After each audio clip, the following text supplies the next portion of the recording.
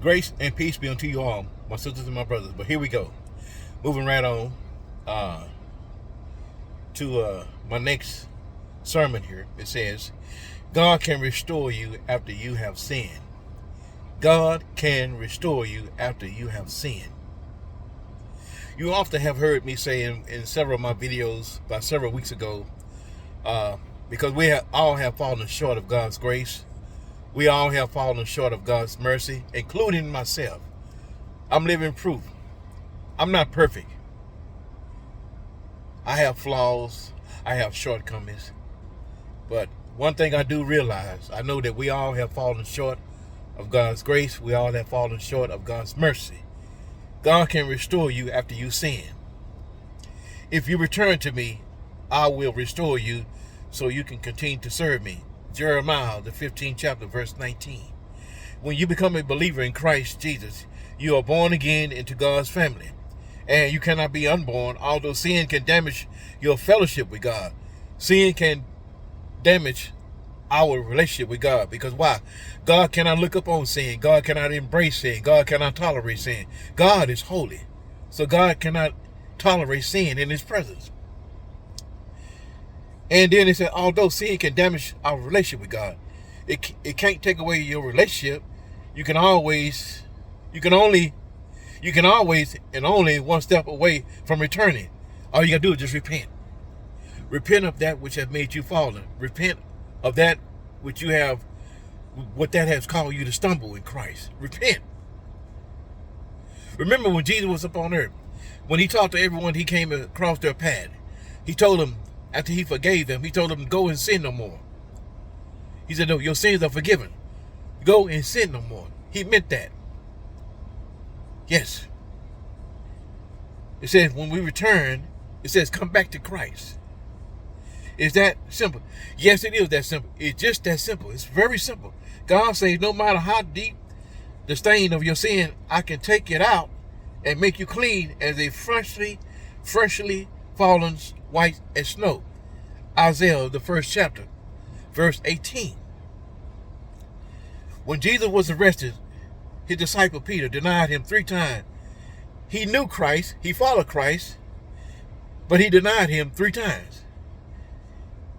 If ever there was a sin you would think about that was unforgivable, it would be that. But Jesus knew Peter would deny him. He knew Peter would come back to him. In fact, before it ever happened, Jesus said to Peter, I have pleaded in prayer for you that your faith should not completely fail. So when you have repented and turned to me again, strengthen and build up your faith of your brethren. St. Luke, well, this is amazing. St. Luke, chapter 22, verse 32. Isn't that amazing how God is? Jesus Christ knew that Peter would return. And he came back. He returned. And boy, did he ever become very effective in Christ, doing the will of God. God had forgave him. Just like God forgive you, he forgives me. See, when we return back into God, see, when we repent, God restores us. He revives us. See, we have fellowship with him. We can hold our head up boldly, talk to God faithfully, truthfully, and tell God our petition. See, we have an advocate, which is Jesus Christ, our great Lord and Savior. He stands before God. He pleads with God about us. He tells God to give us another chance, get him another opportunity to get it right. Oh, yes, he does. But here we go. Let me go ahead and wrap this up. Jesus Christ knew Peter's ministry would be more effective after his denial than ever before. And it sure was. And once Peter he wrote 2 books of the Bible, 1 Peter and 2 Peter. Then he shared his memories with the author of the Gospel of St. Mark. You may think that God has forgotten you. He hasn't. The good shepherd leaves 99 sheep to go after that one. Yes, he does. If one stray away, he goes back and get that one who have strayed away.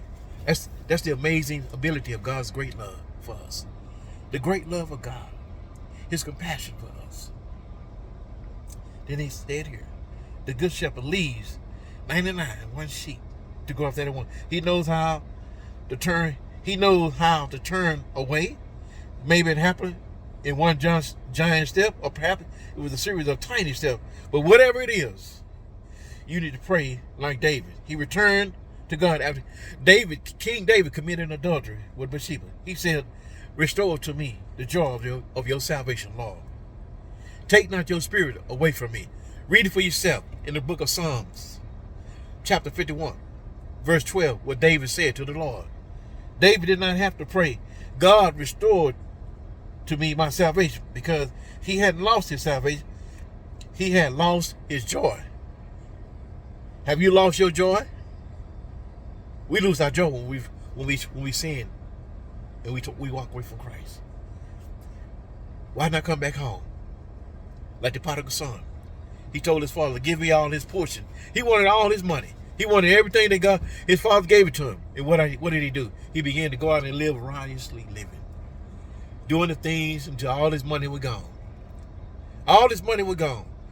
All his friends were gone. But then he came to his senses. He returned back into his father's house. And his father had saw him coming back from a long way off. He told his servant to go prepare and get the finest robe and prepare him to welcome him, because my son has returned home. He came to his senses like we do. See, when we acknowledge our sin, we come to our senses. We realize God can restore you after you sin. God can restore you after you sin. You said, "Preacher, what are you saying?" I'm telling you, God can restore you after you sin. We all have fallen short of God's grace. We all have fallen short of God's mercy. There is nobody better than you.